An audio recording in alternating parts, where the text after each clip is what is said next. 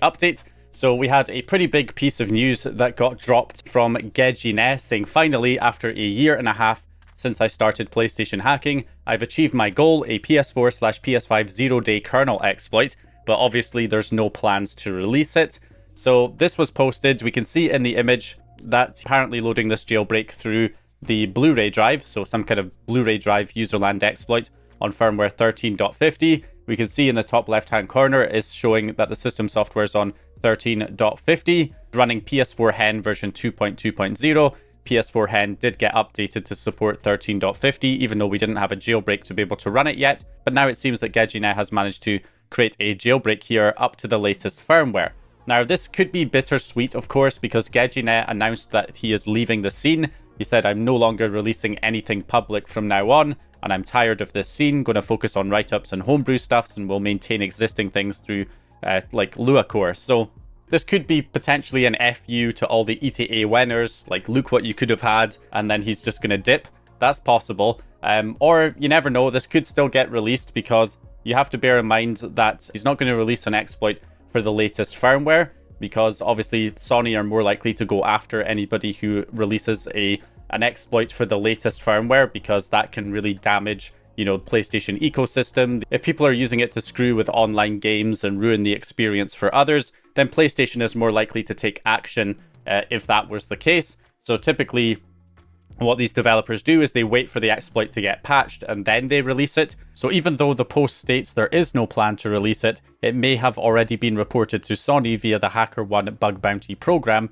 So PS4/PS5, the picture only shows PS4, but the kernel exploit, if it works on PS5, then it could be chained with the Star Wars Racer Revenge game, of course, to be able to jailbreak higher firmwares.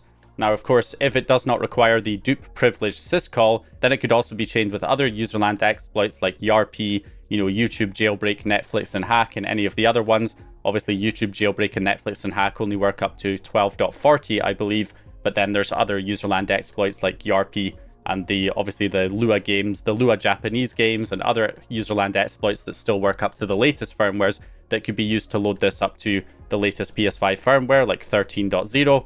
Now, this wouldn't be as much of a problem for the PS4, because even if it did require the dupe privilege syscall, we could still use the PlayStation View application to jailbreak with this up to 13.04, and of course whatever Blu-ray exploit Gezine is using here that works on 13.50, if that also got released, we could use a Blu-ray disc to jailbreak up to 13.50. So it's interesting to see where this goes. Is this Gezine's kind of final, you know, FU to all the ETA winners, like look what you could have had, I've got this kernel exploit on the latest firmwares for the PS4 and PS5, you know, you're not going to get it, so, you know, that's, you get what you deserve kind of thing. Maybe that's where he's going with this, or maybe he's just showing, you know, I don't have any plans to release this yet, because we've seen the Flow also say the same thing when he shows kernel exploits saying no plan for release, but it turns out he still requests disclosure on the HackerOne report, so later on down the line, after several months, it eventually gets disclosed once there are new updates released for the PS4 and PS5 that have patched it.